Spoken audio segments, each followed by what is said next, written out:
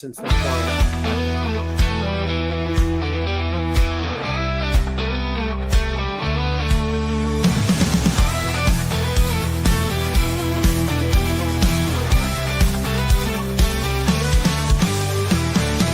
Game strong, let's break the mold. Chasing the stories yet untold. Passion ignites like a blazing fire. Knowledge takes us higher, higher. Out of the box where the wild ones play, we see the game in a whole new way.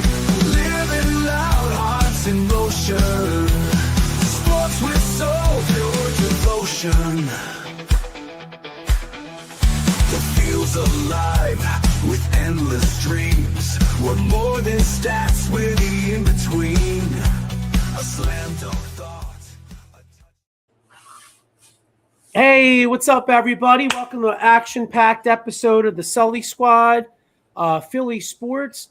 Now, ain't many times of the year where all four of these Johns rolling. You know, we got Sixers got their ass beat last night. I mean, what a fucking letdown that was. Like, you know, you get all hyped. You're like, oh, shit, the big guy's coming back. You know, Sixers won game 2 since we were on this John last week. Played close in game 3. And last night was a total shit show. So we'll touch on some Sixers. The Phillies are a fucking mess. I mean, they won one game since we did this show the last. That was Saturday. I guess if there's anything encouraging, at least Zach Wheeler looked halfway decent, so they did get one win. But then, whatever. Aaron Nola was back serving meatballs yesterday. I'll tell you, we should play a game. Actually, you know what? We'll put it out to the audience. Which contract is the worst fucking one for the Phillies? I mean, what a fucking disgrace, So we'll touch on some Phillies. My opinion, we'll get a lot of NFL draft talk. I think Howie Roseman once again knocked it out of the park. Love what he did. So we'll get a little, Eagles draft talk. And they made a trade for, what's his name? Greenward? Yeah, well, whoever he is, he could get to the quarterback, and he did get paid. So anyway, we'll get a little bit of Eagles. And, of course, I think probably the biggest story, and we'll definitely lead out the show on this, John, Flyers up 3-1 against Pittsburgh with a chance to close those pussies out tonight. So I'm rocking the playoff white Briere since they're on the road. The GM, current GM, former player, was money time in the playoffs. So let's hope it brings us luck. So, but anyway, got a lot to get into. We got usual cast here. I got my man Jeff right next to me, all flyered up. What's up, Jeff? How you doing? Doing good. If you look at the picture there, see that part that looks like my head's chopped out? That's the Sixers part. Pretty much, Jeff. Pretty much. And then right below Jeff, I got my man Sean Kilrain. What's up, Sean? What's up, fellas?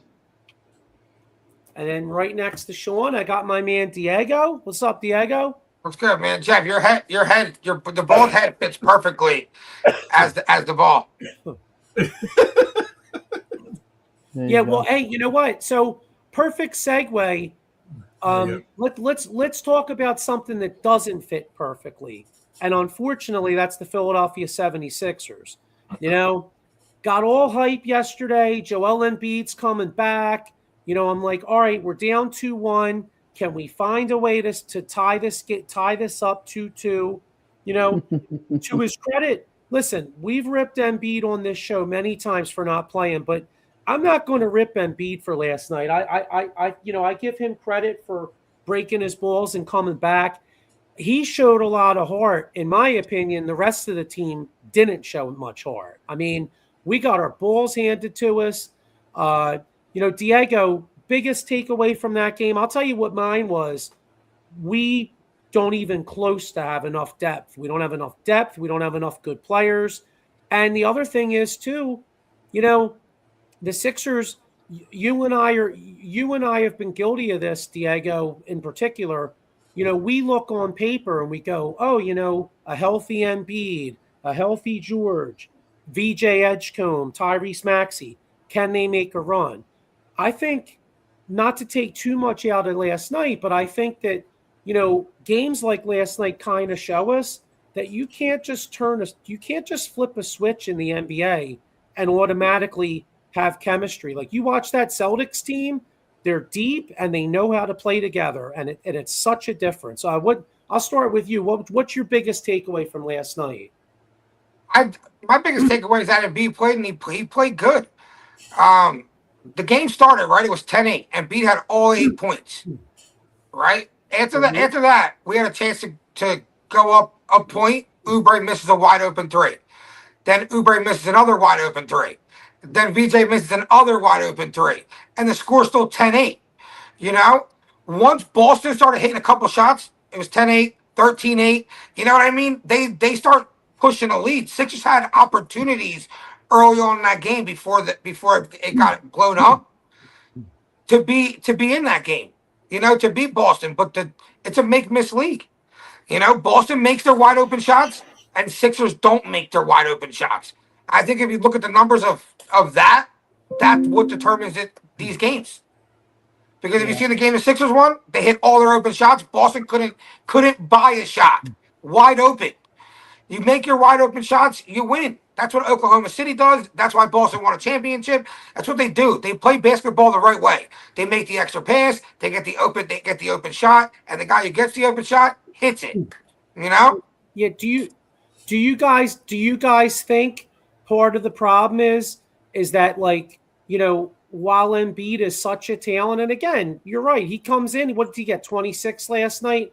But do you see I agree with you, but one of the things, it looked like the whole focus even though Embiid played well at first, the whole focus seemed to be to get him involved early, and it was kind of not faulting him, but it was to the detriment of the rest of the team. Like Maxey took like 3 shots in the first half. Yeah, I blame that on him though. No, because like I said, Uber had 2 threes. VJ put up shots. Maxey, everyone wants to call him Allen Iverson. Is Allen Iverson passing the ball? Is Allen Iverson have 3 shots in the first half? No. I'm going to give you a comment. It doesn't matter what I have to do. I'm going to go to the basket. I'm going to get fouled. I'm going to go to the line. Maxey doesn't do that. You can take him out of the game if you can just switch on another defender every time they set a screen for him that can play defense on him. He's kind of a one-trick pony. It's the step back 3, or he's going to try to rush to the lane. But if he can't beat the defender in front of him, he don't really have much else. Like, he doesn't have that mid-range shot he can just pull up like SGA has. Like, he has to add something else to his bag. That killed the Sixers yesterday. I'm going to give you 2 comments about the Sixers and then just listen. One, my comment is, as I said for years, they're not going to win a championship with Embiid, period. And that's showing. It's just not going to work. 2, how many points did our bench have? Yeah, how many did Boston's have? But how many did ours have? Exactly. That's what I'm saying. There's no depth. 0. We were in that game. We were 0. in that game. Almost as many games as the Phillies won this month. We were in the game, and B went to the bench, and fucking Drummond came in, and they went on an 8-0 run. Yeah, Sean, what's your biggest takeaway? Rebounded. Yeah, well, that was mine. I mean, that was mine too. Like last night, you know, Boston's going to have games like, if you think about it, Boston is going to have games like last night. Game 1 and Game 4 were the 2 games where Boston shot the lights out. Game 2, we played well, beat them up there. Game 3 was the toss-up game, and the reason that we lost was because we got killed on the boards. And like you said, Sean, we need rebounding. Yeah, 100%. And Pritchard put a clinic on. And B gave you 10 of those yesterday too. He had 29 points, 10 boards, and like 6 assists. Mm-hmm. If you can't hit your shots around that, you're not going to win. I don't think it's an Embiid problem. It's not. I'm watching guys around him miss wide open shots. Nick Nurse sucks at coaching too. You know, let's be real. Does Boston have the athleticism that the Sixers have? They're not that athletic. They got Pritchard out there. They got the other dude Hauser out there. They got Garza who can barely move out there. They get boards because they play hard. I agree with Eddie's comment. The Sixers don't play hard. Win with Embiid. They don't play hard. Oubre standing at the 3-point line, putting up a 3, Brook, and follow your shot. Well, just like we said earlier in the season, the pace with Edgecombe and Maxi before his finger injury, like Joey said, they were a run and gun basically, fast pace, get it down the court. You had to keep up with them. Now you look at it, it's kind of Slow down. Embiid's good, but he kind of slows, like Eddie said, and I think we all can agree, slows the kind of pace down. But he's that big body, Yeah, know but what I even mean? without it, even without Embiid, we were down 2-1, and Boston. When you're a good team and you got guys like Tatum and Jaylen Brown and good point guards, you slow the game down in the playoffs. You run sets. The game is a half-court game. You're not going to run and gun. You're not going to score 130 points in the playoffs. They won. Boston beat us 108 to 100. I'm a Sixers fan, but we're just in Philadelphia. We're all just kidding ourselves. They weren't going to go any further than Boston. I don't care. They just weren't. They're not. Talented They're enough. not. They don't have enough shooters. No. No, they Pritchard don't. is a No. shooter. Hauser's a shooter. Derek White's a shooter. And then you put a guy like Brown and Tatum with them, they're going to be open all the time, and they make their pass that shots. ball. Maxey nobody was hitting their open shots yesterday. It's time to shuffle this team up, unfortunately. And Morey needs to go. Nurse needs to go. It's done. Oubre's got it. Oubre's got to go. I don't know if he can. I don't know if he can, but Oubre's got to go. He has to be that number 3 that can play defense, which he does. That goes to the basket strong, which he does. But then he has to be able to make an open shot, which he doesn't, and that kills you at the 3. Yeah, he's too inconsistent. So, all right, liability. Is there ever? I mean, all right. Let me ask this question, and then I want to ask one question before we move on from them.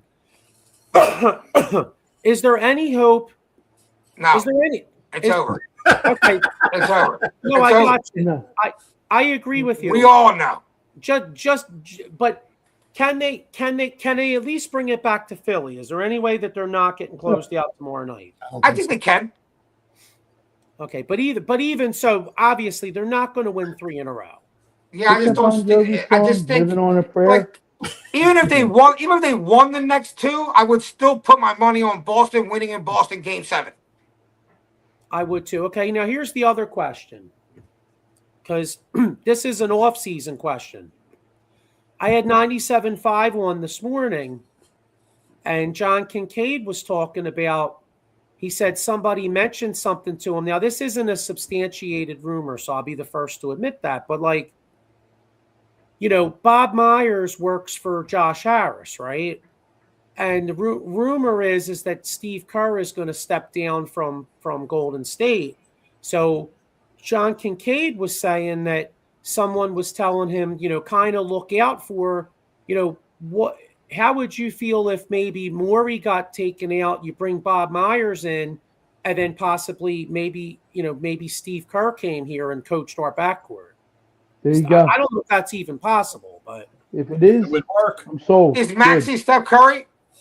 No. Not even close. It doesn't work. I think Steve Kerr is because of Steph Curry. You know what I'm saying? Yep. Because he was able just to allow one player to go out there and play so freely, and Steph Curry was able to just make big shot and big shot and big shot and win big games for him.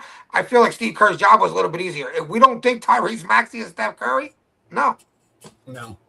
Yeah, listen, I'm kind of with you, and also, like as you said, Steve Kerr did a great job for a long time. But if you notice, the Warriors really haven't done shit in the last 3-4 years, and that's because those guys have kind of gotten old. I don't know. Even with his resume, I don't know what Steve Kerr could possibly do here with how we're hamstrung with contracts. Eddie Prather says Kerr was hand-given the team Mark Jackson built. 100%. I agree with that. Can the Sixers now move Embiid with this extension? They couldn't do it in the first year, but can't they do it now? The second year? Hey, what's up, Mike? How you doing, bro? Thanks for checking us out. When they signed the extension, they could not move him and trade him. But I didn't know if it continued on in the second season. I thought you can move him, and obviously something that goes against your cap or whatever. Yeah, but I know, but the problem is, though, even even if you could move him, I mean, Embiid looked really good a lot of the season, but he only played 38 games. I mean, I can't imagine anybody's going to take that on. I mean, I agree. That's what I was going to say. Everyone says trade Embiid. Everyone's like trade Embiid, trade Embiid. I mean, what are we getting for Embiid? Going to work here. What's that, Jeff? It's just not going to work with him here. Understand that. Everything we kind of can, it's just not going to work. And that is probably 1,000% what's going to happen. But you're not going to who's taking on Embiid with all that money and still giving you something that at least gives you a chance to win for the remainder of his contract. You might be able to find a team out west or something that needs fans, and you get Embiid's name out there. They're not going to take the whole contract. We may have to obviously eat some, but you might have something out there. Yeah, you can't do that in the NBA, Jeff. Yeah, you can't. You have to take. You need players that can even that contract out. You know what I mean? So that's my point. Who's giving you players that are adequate enough to come here and give you a better chance to win than Embiid? I don't know who's out there and all that, so I don't know. It's just not going to work with him here. Unfortunately, I mean, it's almost like an Iverson situation. And Larry Brown came in and Pat Croce, and they worked around and got the players they needed to complement Iverson, and that got him to the championship. They haven't done that with Embiid, but Iverson was always there. I would not be opposed to trade. I would not be opposed to trading Embiid for the right price. Like if we can get like two guys in here with like similar talents to I would say like Anunoby or something like that. You know, a guy who can hit a three and play defense and run with Maxey and VJ. I'd be cool with it, but I just don't see it. I love the guy. He's great when he does play when he's healthy, but he's just not. He's not. Plain and simple, he's not.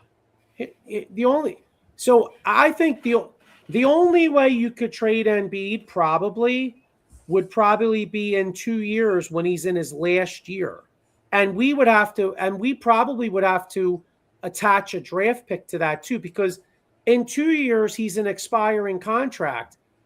Another team may actually want that, and they could give you some shitty contracts. You know what I mean? But on the flip side, if you're the Sixers and you're not really contending anyway, you wouldn't want to take on shitty contracts for more than a year because you're getting ready to get that $60 million in cap.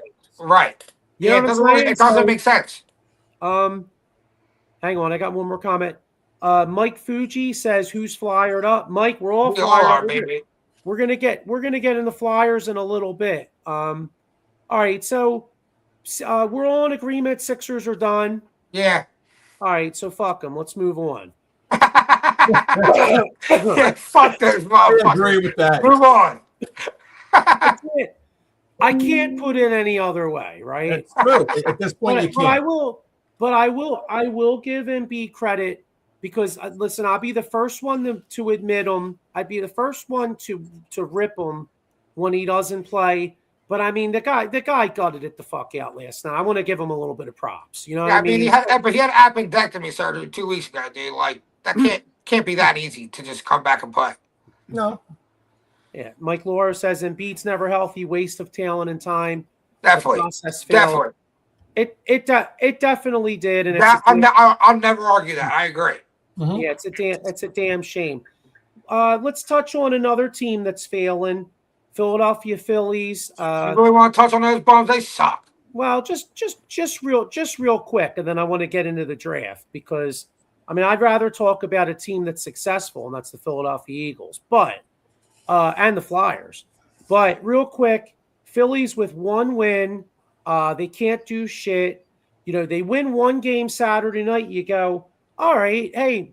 Like remember Major League where the guy's like, hey, if you win one more, what's it called? A winning streak. Remember Major League, the two Chinese guys? They're shitty. Yeah. I like them better.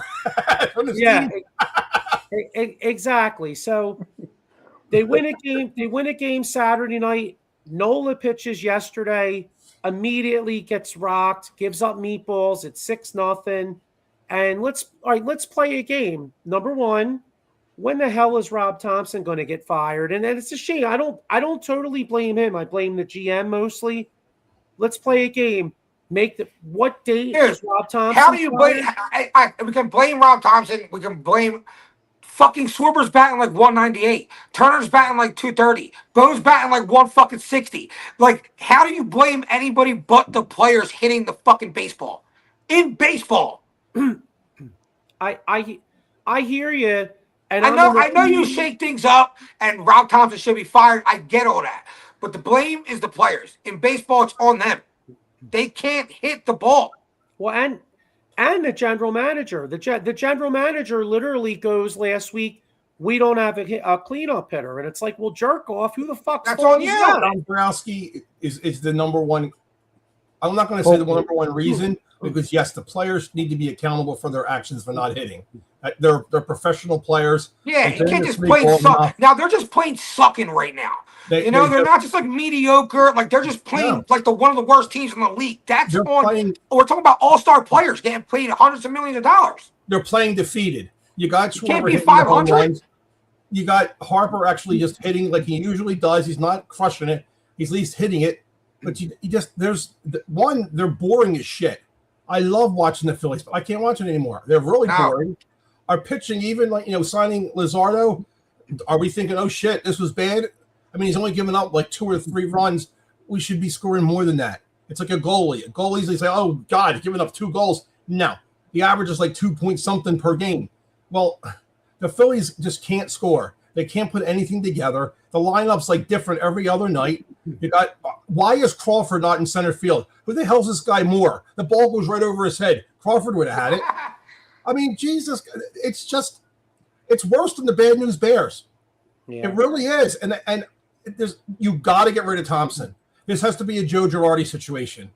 And then the players, from what I've heard, Don Mattingly gets in your face. They need that. They need somebody in their face now. They don't need, oh, Rob, it's okay. Don't worry about it. We'll get him next game. Bullshit. Enough of him. Let's see if something else works. Yeah. And Long needs to go too. He's supposed to be the greatest batting coach around. Well, guess what? Maybe that's in Little League, but it's not with the Phillies. Yeah. I get they're a bad team, but like the money that they spent and where their players ranked and where their players ranked in the top whatever last year, like whatever they are, 9 and 18. They're digging the grave. They're not like a bad team. They're just like Jeff said. I just feel like they're defeated. Yeah, they're in this place. Like they're like we're just fucking in the whole league. They too many years of the same shit, and finally the players just quit. Yep, you can't keep running the same thing out over and over again, like you say, and expect something else to happen. It's just not going to happen. So Sean, do you agree with Mike Papernick Jr.? Because I do. I think they are a bad team, and I think they're top heavy. You have the huge ass salaries that they got, and you have a bunch of guys that suck. What do you? But you have two guys. You have 2 guys on that team that regressed from the good years of this team with the same team.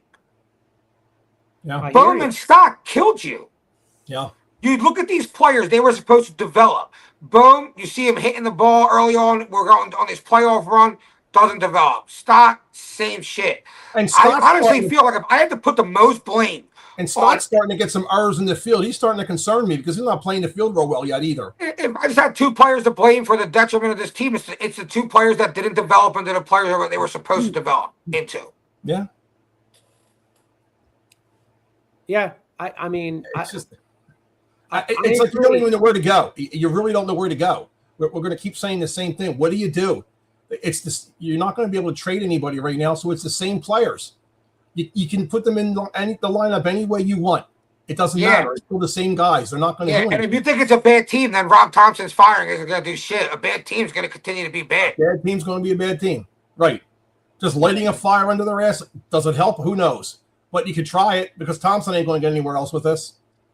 All right, so let's and our bullpen isn't that great either. Alvarado, he needs to go. I know we don't have anybody because what's his face is hurt, but Alvarado's done too. All right, so no steroids, no pitcher. Funny how that works. You know what I mean? You're on steroids. You can't be fucking stopped. You're caught taking steroids. Like this guy might be done. right, And so- yes, I'm happy Walker is gone, and I don't even want to hear his name on the team anymore. For the rest of my life, as long as I live, I don't want any player they pick up with the last name Walker. Mike Papernick Jr. says the lineup is only different from the 4 spot on down. As 1, 2, and 3 hitters, the buffoon won't move. Then the moron Dombrowski says there is no cleanup hitter, which is a fucking lie. I don't think it's a lie though, Mike. I think there isn't a cleanup hitter. I mean, you look at the Phillies lineup; they don't have shit. Why don't they put the what's his face Schwarber's cleanup?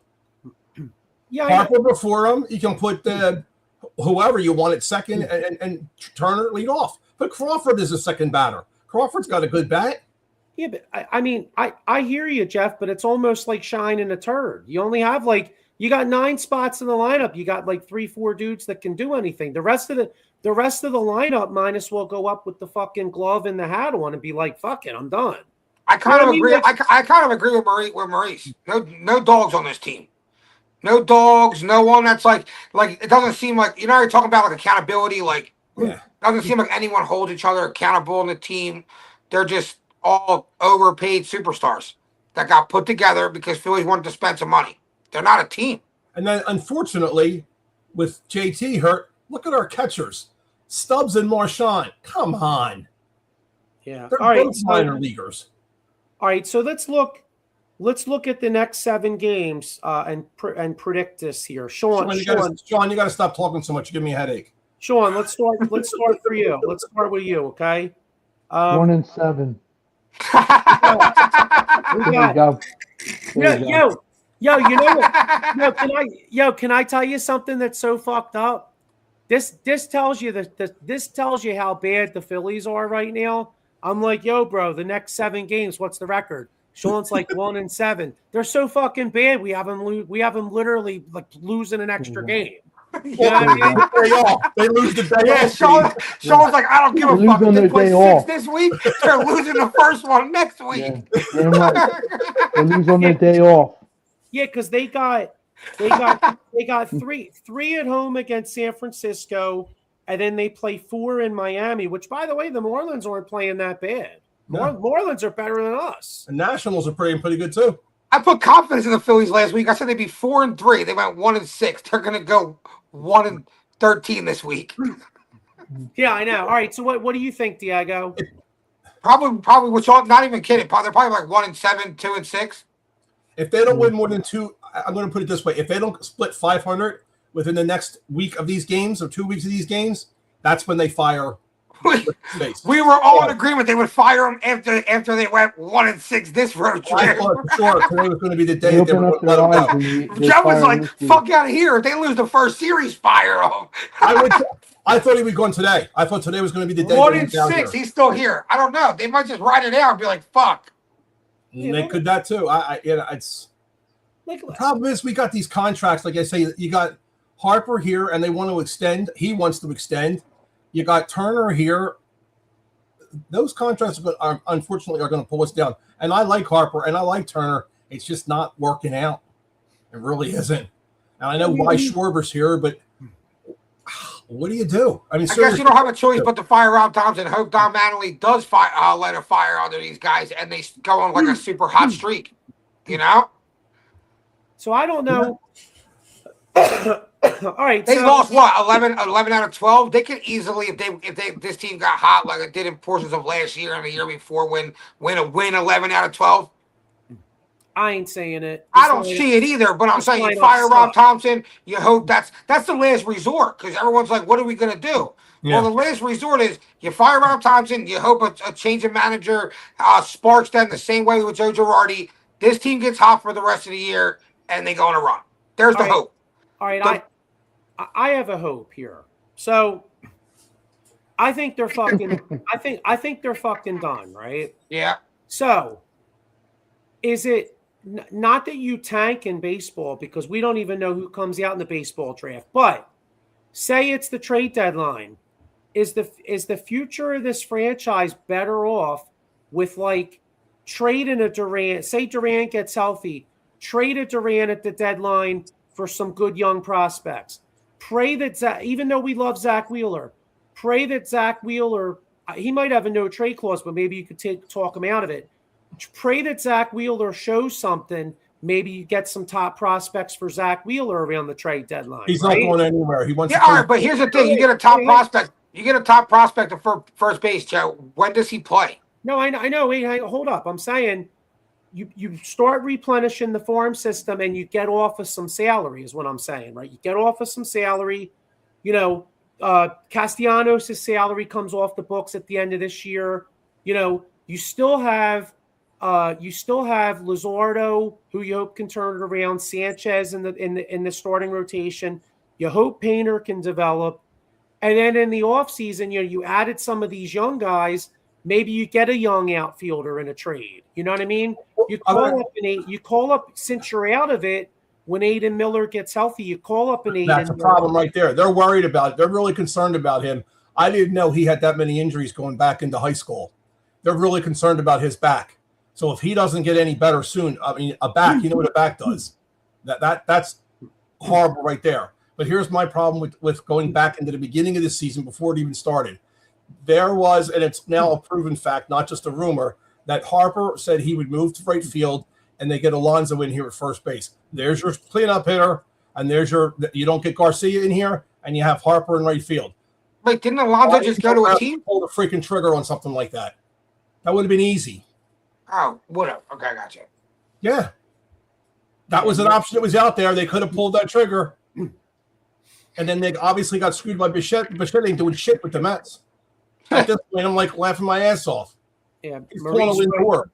Yeah, Maurice Wright agrees with my take on the Phillies. Spot on, do it. I mean, I'm only saying. Yeah, I would move it. I would trade everybody at this point. Who cares? Try to get rid of Harper if you can. Yankees would take him. And here's another. And listen, Marsh is playing well too. Yeah. He could only hit righties. Maybe you can move him at the deadline. And to Mike Papernick's point, bring up a Nori or a Rico. Did you hear that bullshit that Thompson said? The reason we're not hitting left-handers enough or hitting left-handers well for average is because we haven't faced many left-handers. What the hell do you do in practice? Yeah, that was the dumbest quote you could say.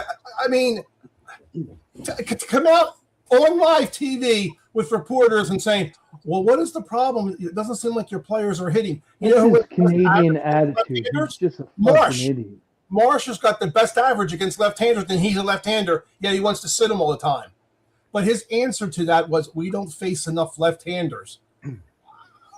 Yeah, I just don't get it. I think he's over his head now. I think he's fumbled. He's done. We'll see what happens. I mean, it is late April. Maybe there could be a miracle that they could kind of turn around. I'm not seeing it. I'm almost in. This franchise can never rebuild because to Mike Papernick's comment right here. We have too much guaranteed money, so you can't rebuild, but you can retool. So maybe you can move a couple of these guys with value, retool. Have Middleton spend some fucking money in the offseason, sprinkle in some young guys, and maybe you can run it. Maybe you can make a run next year or the following year. It just stinks because when they started off, I just said, okay, it's early in the season, it's cold. They're not a cold hitting team. They are a warm hitting team. I gave them that. Then I gave them, okay, we better start something and get going. You're kind of a little bit upset or whatever like that. Now I'm just fucking angry, just plain off angry, because this is just abysmal. I want to watch the game, but I'd rather watch General Hospital with my wife than watch this now. That's how sad it is. Yeah, well, hey, speaking of things that people do like watching, this past weekend, the NFL, did you guys see how many people were in Pittsburgh at that draft? Yeah. Holy shit. 320,000? More than that. Yeah, they blew out the Woody Call record from Detroit 3 years ago. Yeah, I see that. Yeah. All right, so Eagles. And we fucking just took their pick. First round, he's like, oh yeah, it's in Pittsburgh. Watch this. Oh, and Dallas Cowboys was good. And Pittsburgh's going to get in trouble for this shit too. Yeah. They're being investigated. All right, so let's get into some draft grades here. First off, I mean, Howie, especially the first 3 rounds. receiver from USC, love that dude. Sean and I were talking about that tight end. Sean, I know you love that tight end from Vanderbilt, Stowers. Yeah, Stowers. I didn't think they were going to get that. I mean, Sean was telling me all about him. The tackle from Miami, I like. Yeah, and then the other guy Sean was telling me about that we were kind of researching a little bit. The quarterback, what's his face? North Dakota State. Yeah. Kind of like the lefty. They said he has a good arm. He doesn't have enough arm strength, but he's smart. He can make most of the passes. 744 yards rushing last year, whatever. They said he's quick. He'll move. He's not one of those just stable guys back there. He makes good decisions. Nice. I think we're going to see a revamped offense with Mannion. They've got enough guys to completely change his offense. We've got 16 wide receivers. Sean, what do you think about Mekhi Lemon? Great pick. I mean, he's that dude. He's Steve Smith to me. I know you said Amon St. Brown. He's Steve Smith. Yeah. I love Steve Smith. Have him go across the middle. He's going to go into the danger zone and grab it. That's huge. That's huge. You don't have to have what's his face. Said that as well. I mean, he just seems like a goofball, but he can play. That's it. They say I agree. A little loosey-goosey in the head, but they said the guy can run routes. Unbelievable. He doesn't mind getting smashed over the middle. Cool. And he's got good hands. Can Stowers block? They said he's not a great blocker, but it's not something that he won't work on. But Calcaterra wasn't a good blocker either, and they got away with that. So if this dude can catch and he's got all this physical ability, hey, Stoutland is still here, by the way. He's going to be working with these players. I don't think so, nah. They said he's not going to be obviously in the same position. He said his heart's not in it. He felt almost like, I guess, could you say blackballed? Like they did him dirty, basically. You know what I mean? Remember how Fangio was on the outside? He really wasn't a coach for us. Supposedly that's what he's going to. I'm just saying what I've heard. I could be completely wrong, but he's not going to be he's just going to, I guess, be there as a reference point or something and help out. Almost like what is it like? I guess like an advisor or something. He's not going to be along those lines. That's kind of where he is. He's not completely gone from the team, but that's all I've heard. But again, you don't know. I'll tell you what, I like the kid. The safety, I was shocked that we didn't get the guy that I wanted, but this dude, I had him in a couple of my mock drafts, Cole Wisniewski, former linebacker. Is he related to Steve? Is he a Steve descendant, Wisniewski? That I don't know. I can't answer that. I was going to look it up and see if he's a descendant or anything of him. But the kid is he good?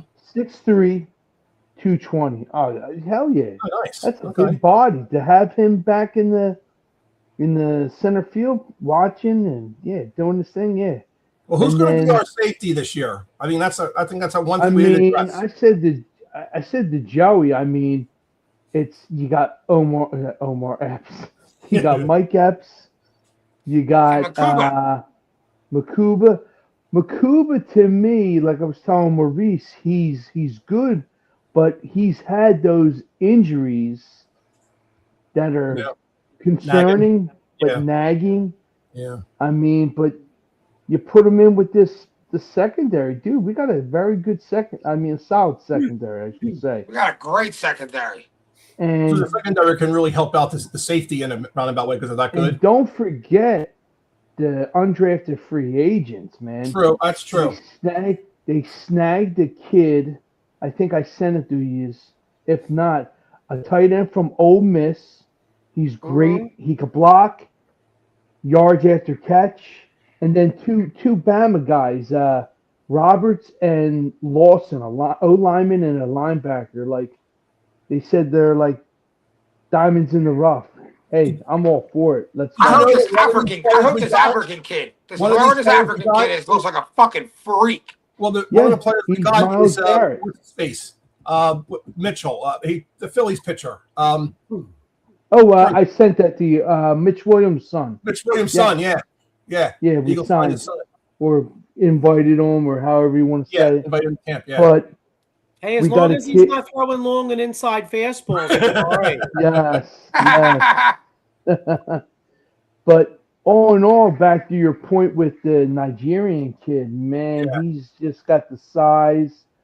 And, Jordan Mulatto's going to mentor him and take him under his wing. He's Just probably a like year out, though. Shatlin showed him. Do you I think think he he's going to plays? do big things, man. I He's going to mean, play this year? I don't. Do you think he'll play this year? nah, I mean, he's going to learn Nah, he's from a all these. project. Yeah.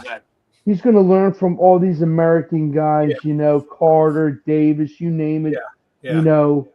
I guess the position itself, because he's never played a lick of Yeah, football. no, that's Just what he's his technique, but he's raw. He has that size, and you can't teach size. If you could,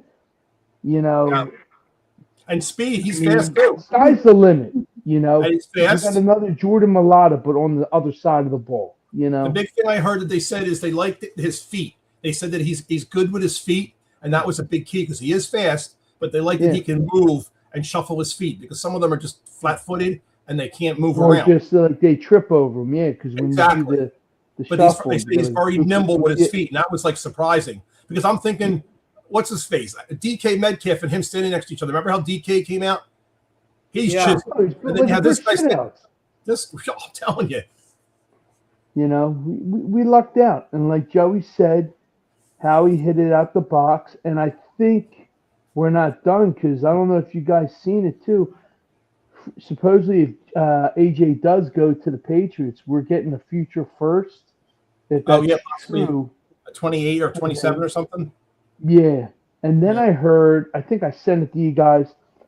How about this? Player for a draft pick. You send AJ and a pick to New England, and we get the Caleb Lamo, the Utah O lineman that we wanted, but the Patriots drafted, plus a pick. Almost like I was reading the conspiracy. I heard that's hard to do because they gave him so much guaranteed money or something like that. No, people. I mean, I'm not 100% on this, but people keep saying that. But I don't think you could do that in football. It's not like basketball. Like in basketball, they draft the dude and they do it. But I think football is a little different because these teams have cap space allocated for the draft picks. I don't think you can just trade the guy. You know what I mean? It's not like saying, "Hey, I'm going to trade you so and so, and I want that in second." I got you. Yeah, I saw the players' names, but you guys are obviously know a ton more than I do about the college players. Did we get anyone that we can work on to be a new center? Because I know what's his face has got a lot of back issues. Do we have any? No. Okay. Remember this name, Willie Lumpkins, the guy that we got from the Rams, and the Rams were pissed that we got him off their practice squad. Yeah, he's undersized, but he's built like a fire hydrant. He can snap the ball, so that's kind of your thing. Also, the reason why I think we didn't draft a lot of O linemen is Kendall Williams. Kendall from BC, he plays center. Williams plays both, guard, tackle, and then the kid from Rutgers. I don't know his name. Well, you have Miles. You had Hinton too. Chris Hinton's son. Yes, exactly. So, mind you, I think they're content with what we have. For Mannion's offense, and to bring up Joey's point, this kid Markel Bell. Oh, and don't forget the Micah Morris, the kid from Georgia, didn't let up a sack. I mean, we drafted two good O linemen for the future for either Landon and Lane, if need be, if they get hurt or they retire. Yeah. So two solid picks. So is that dude from Miami a good guard or good whatever he was? Bro, is he good? He's 6'7". I know he's a giant. Diego. I'm sorry, 6'9". Yeah. 340 something. Yeah, just a big huge boy. See, he makes his face look small. Who was the big guy we had? He played forever. For Buffalo, we got him. Remember? Jason Peters. Yeah, he's like huge, like him. He's just like towers everybody. The mammoth size. Yeah, is he good? And then you like you said, you still have Hinton and Williams from last year that they're developing. Hinton's a beast, 6'7", 330. Okay. Long They all arms.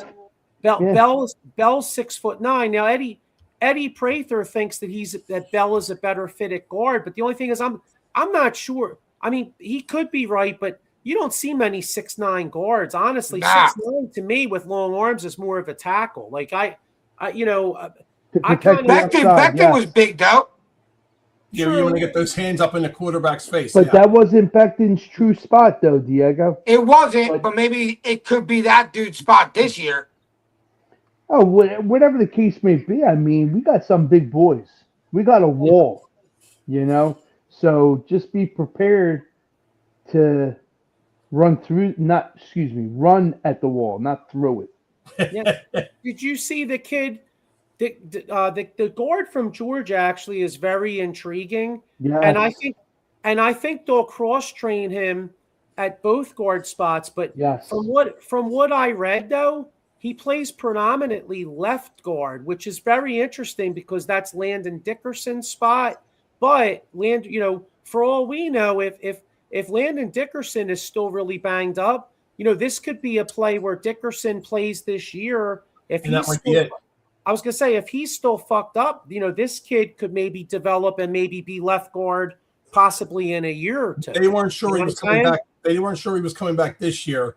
They thought he might retire early because he's been so banged up and his back is a mess. Well, also put in the factor, let's keep an eye out on Juergens and Dickerson. Both got stem cell replacement. Oh, yeah, that's right. They did that right. That's a plus. But like we said before, guys, this game is wear and tear, man. It just breaks you down, and you just got to treat your body like a temple. It's Landon Dickerson does it. You start seeing. I watched football for a long time, and I've never seen so many players retire so early now. Before, these players were like barely walking off the field, they retire. Now they're like 26, 27. They're like, all right, had enough. Hey. Mike Mayock was on the afternoon show with like Ike Reese and them a couple weeks back before the draft. And, he was talking about how doctors are with players. And Mayock said he wanted to draft Dickerson with the Raiders, but his doctors shot it down. So he couldn't draft Dickerson. Now the Eagles doctors gave the green light. And, let's be real. Even if Dickerson were to retire at the end of this year, for a second-round pick, the Eagles got their money's worth. You got 21, 22, 23, 24, 25, and 26. So the bottom line is, for a second-round pick, you got 6 years of play with probably, 4 years of elite Pro Bowl level play? Yeah, for sure. Yeah. And you got a Super Bowl with them, so that's... And you got a Super Bowl with them. Yep. Right. A Super Bowl with him and 2 appearances. Yeah. Yes. You know what I'm saying? So you made 2 Super Bowls, won a lot of football games. So, and let's be real too, even though he was a guard, had it not been for the injuries, Dickerson probably is a first-round pick. Sure. Yeah. Yes. So it just goes to show you, how, there's always in football, there's always different perspectives with injuries. Now, I'll tell you one thing about injuries. If you have an injury out there, this is no different perspective. You call this fucking guy right here, Jason Fine. He's going to get your ass paid. Motor vehicle accident, slip and fall, workers' compensation, or personal injury claims. He's got 3 offices throughout Pennsylvania and New Jersey, 1 in Philadelphia, 1 in Cherry Hill, and 1 in that pussy-ass city named Pittsburgh, who we made our bitch multiple times last week. And now, speaking of Pittsburgh... I have a question, actually, before we get onto the Flyers real quick. Yeah. What do you guys think, which makes me laugh, what do you think of the Ty Simpson pickup by the Rams? Beautiful, a reach of a pick. My buddy's a Rams fan in work, short and sweet.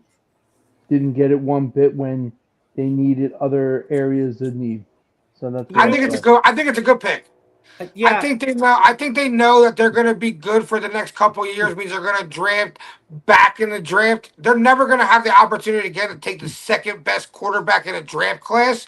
So they're looking for someone to be able to step in right for Matthew Stafford when Matthew Stafford retires. That's a pretty good pick. It looked like McVay did not know that pick was coming. I actually, Diego, I actually agree with you on the same exact premise. And the other thing we have to remember, the Rams had 2 first-round picks. They traded number 29 for immediate help. They got McDuffie, the corner from the Chiefs, which was their biggest need. And the one thing about the Rams, the last, ever since they started with the whole quote-unquote fuck them picks, the Rams draft in the middle rounds better than just about any team in the National Football League. So if you're sitting there, Matt Stafford, for as good as he is, he's 38 years old, and he was MVP last year. But if you guys remember, coming into the year, he had a lot of back issues coming into the year. And, so if the GM believes in the quarterback, and the other thing is I read that Simpson's style is very much suited to a McVay's offense. He's athletic. He's good at play action. I'm kind of, I know you, Jeff, I know you and Sean didn't like it. I actually did kind of like it, kind of for the same reasons that Diego said, because, if you're a really good team, if you're picking late 20s, early 30s, it's going to be hard to get a young quarterback. And I didn't know what to think. I really don't know much about Simpson. I don't follow college football enough. Is rich in quarterbacks. Next year's draft, that's what I heard. Yeah. Big quarterback draft. Yeah, but they're going to draft 30. They're going to be in the high picks. You're still not going to get the second best draft quarterback in the class. All right. And a lot of times they say, "Oh, this class is going to be stacked." You already know they said there's going to be 6, 7 first-round quarterbacks. It's probably going to be 3, 4. And you don't know who's going to screw up this year and might not do anything, and then they drop out of that. Yeah, I got you. Mike Lauro, none of these guys like Eddie Prather doesn't like it. Eddie Prather says McVay didn't like it.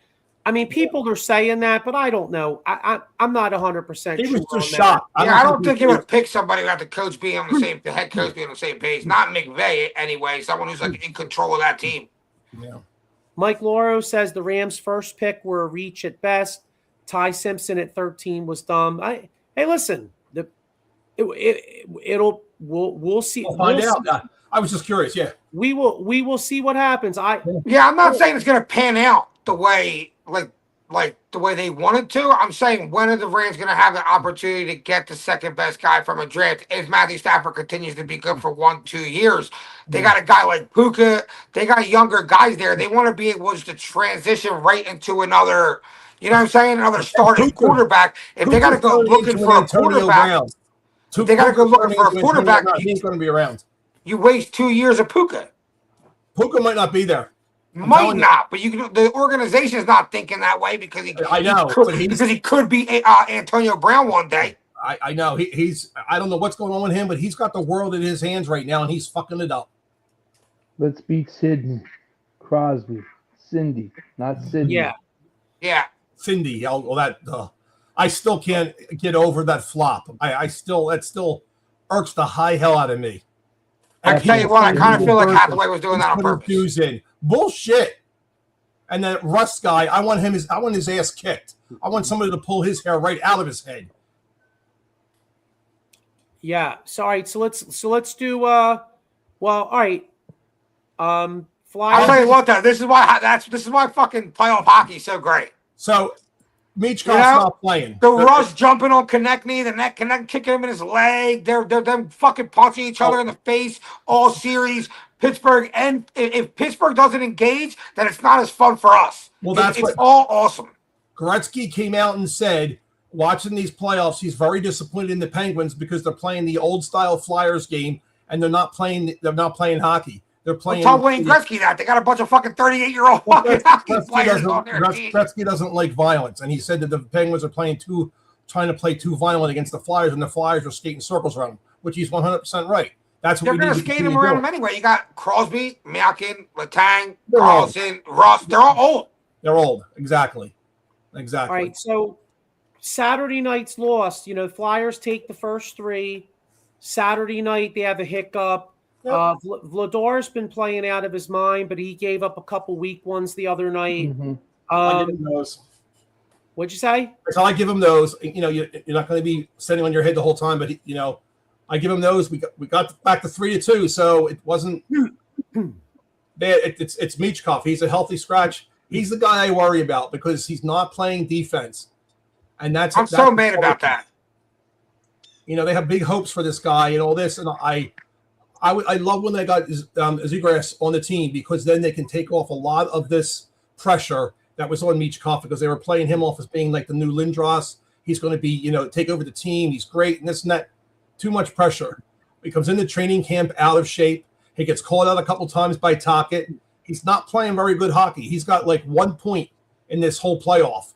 He's not playing well. Yeah, but he was playing great coming into the playoffs. I just think it's I just think the head coach is hard headed. Well, he wants you to play one way. He doesn't want to adjust his coaching to Michkov. Which, let's be real, where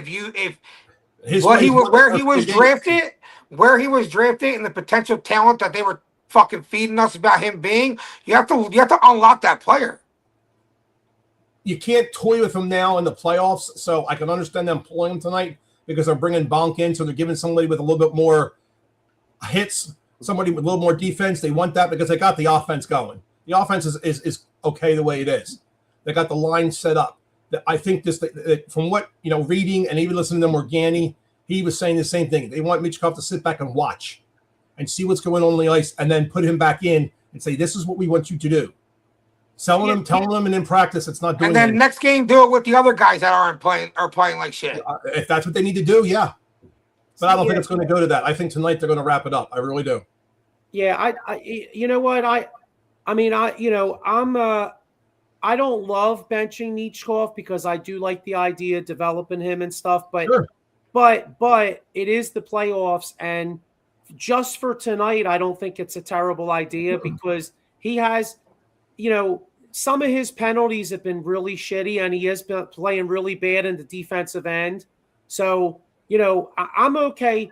Like Diego, to your point, if they were to bench him like the rest of the series, I'd have an issue on it. I would too. But just tonight, just to kind of break his balls a little bit and have him refocus. Yeah, I'm okay with it tonight. But if they lose, I want him in there in Game 6. And then honestly, maybe you kind of push a button. Maybe he comes out with his hair on fire in Game 6 and he gets you a goal. It's a good possibility. Yeah, one game. If all games, this is the game. Like you said, this is a perfect game for him to sit out and watch to see what the team's doing from a different angle, not on the ice, but up in the stands, watching it at a different angle. It's a huge what's the score going to be tonight? 4-2 Flyers. Diego? Man, I don't know. I don't like this game. If I have to give you a score, it's going to be 3-2 Close Flyers. your eyes and pick a number. 3-2 Flyers. In overtime. Yep. In overtime. All right, Joe. Oh, man, I'm going to be popping thumbs all night then. Jesus Christ. Yeah, I like you know what? I like 3-1 Flyers. I think they close them out, and then we're talking about Flyers Hurricanes. Rick Tocchet versus Rod Brindamore. Yeah, that's sick, eh? 3-1 like Joey. Couldn't agree more. And Marty McFlyer scores a goal. Let's go. Martin, the guy just has a knack. I mean, you can just see it. I love that he does not shy away from shooting the puck. That is huge. He plays well above his age, and you know, you couldn't ask for anything better. It's a spark for the team, you know, and let's go. Yeah. You know who I like tonight as an unsung player? I'm putting it out there. I think Forrester. I think Forrester gets a big goal tonight. He hasn't really done. She's kind of been struggling a little bit. I got a feeling Forrester's gonna rip a wicked wrister. I'm gonna go with Noah Cates. I was gonna say that. Are you? Yeah. Noah Cates gets a goal tonight. He's been all over the net. Tippett, baby. Yeah. Tippett's been having a great series. And I Tippett's really a star. didn't know. I mean, I've watched him all year. I didn't know that he was that goddamn fast. He's good. Tippett's a star. He split those guys. I was like, holy shit. Yeah. I know Let's go, baby. he skates like he stole something. Damn. Yeah. Fast as shit. You know what I mean? And you know what? Yeah, I think this is a big. This is actually Forrester. I think offensively, I think this is a big Coots night. I think Couturier this is a big Couturier night. That Flyers fourth line, particularly because they're on the road. I think this is a big fourth line night. The fourth line really has to come through. I was down on Coots. I was down on Coots all year. I think he didn't play to his potential, but he's come through in these playoffs. Yeah, he's playing good. He's playing good. He's I pounding. want to see Risto lining, baby. And another one. Since they didn't get rid of him, which thank God they didn't after the World Cup, he's been on fire. Yeah, Mike Lauro says 4-1. And you know what, guys? I got the TV on. I mean, we're getting close to opening. Guys, I'm not here next. I'm not here next Monday. I'm going to Miami to the F1 race. Nice. Enjoy, bro. Yeah, I'm leaving Friday after work, going to the race. Saturday, Sunday, coming back like Monday afternoon. So hey, bring me back a loose tire or something. Yeah. Hopefully, it doesn't fucking come into the stands. How about this? It's even better. A cigar. Yeah. I have to get. Yeah, there you go. Then they're damn tired. Jeff wants a tire. I want a cigar. Yeah, I want a tire. My fucking backpack. What was that? With Days of Thunder? Put a quarter on there and drive over those quarters. I want one of those quarters in the tire. Hey, Emil Andre is back tonight too. Noel Juleson is a scratch. Nice. I like the dude Andre. He's played okay, but Andre's much better. Yeah, I agree. That could be big. So, all right, fellas. Well, look, go Flyers. Go Flyers. Go Flyers, baby. Go Sixers. Go Sixers. I'd like to see at least one more basketball game. See you later, guys. Steal one in Boston. And the Flyers. Peace, guys. See you on the golf course, Sixers. See y'all on the golf course.